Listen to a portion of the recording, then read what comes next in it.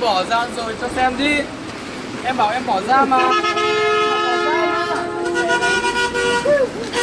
Bà vợ đấy. Ô, gái ơi. Được, gái ở Tân Lập phải không? À, hình như lúc chưa được quay là sao nhỉ? Tà phì. Trên đôi má. À đúng rồi.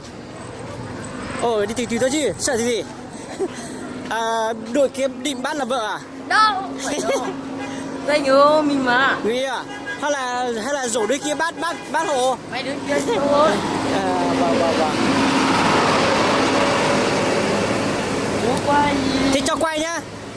Không ngại lắm. Ô, gái cho quay nhá. Cứ quay đi. Quay nhưng mà đi từ thôi. Gái đi nhanh quá. Xong rồi. À, gái vào lúc mấy giờ?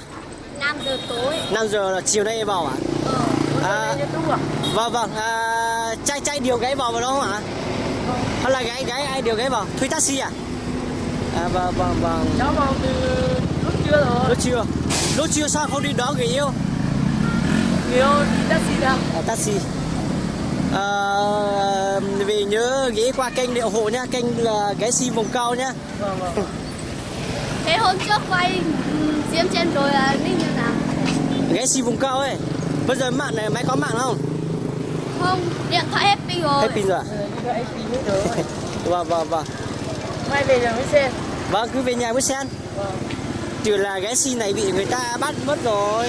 Thế chứ? Mà lúc nào mới về? Hai đứa đây. Mai à? Thế đêm nay đi cả đêm thế này? Không phải. Đi ngủ phòng trọ. Thuê phòng trọ, ngủ phòng trọ. Cháu về mà. Hả? Cháu ở ngay trên này thì cháu về mà. À, cháu ở chỗ nào? Trên đi. Vâng. Dâm trên đi nhỉ? Trên đi Môn Đôi à? Đúng rồi. Chưa thấy chú ra chỉ như hay xem bóng rồi mà. Đúng rồi. Thế người yêu thì cứ nắm tay chạm vào chứ. Ngại lắm. Ngại gì? Không nắm tay người ta nắm tay mất đấy.